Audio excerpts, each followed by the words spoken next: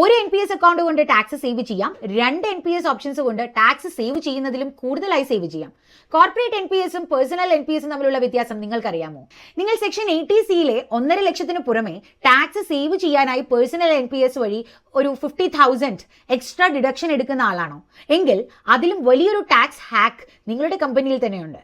Personal NPS അഥവാ section 80CCD 1B പ്രകാരം നിങ്ങൾക്ക് മാക്സിമം 50,000 രൂപ വരെ മാത്രമേ അഡീഷണൽ ടാക്സ് ബെനിഫിറ്റ് ക്ലെയിം ചെയ്യാനായിട്ട് സാധിക്കൂ.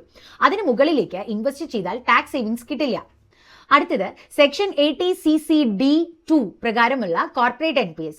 നിങ്ങളുടെ കമ്പനി നിങ്ങളുടെ ബേസിക് സാലറിയുടെ 10% വരെ NPSലേക്ക് കോൺട്രിബ്യൂട്ട് ചെയ്യുകയാണെങ്കിൽ ആ തുകയ്ക്ക് കംപ്ലീറ്റ് ടാക്സ് എക്സംഷൻ ലഭിക്കും. ഇതിന് യാതൊരു അപ്പർ ലിമിറ്റും ഇല്ല.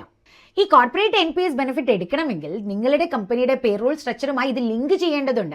പല പ്രൊഫഷണൽസിനും ഈ റൂൾ അറിയാമെങ്കിലും പേറോൾ ഡിക്ലറേഷൻ കൃത്യമായി ചെയ്യാത്തതുകൊണ്ട് ലക്ഷങ്ങളാണ് അവിടെ ടാക്സ് ആയി നഷ്ടപ്പെടുത്തുന്നത്. നിങ്ങൾ നിലവിൽ NPSൽ ഇൻവെസ്റ്റ് ചെയ്യുന്നുണ്ടോ എന്ന് താഴെ കമന്റ് ചെയ്യുക.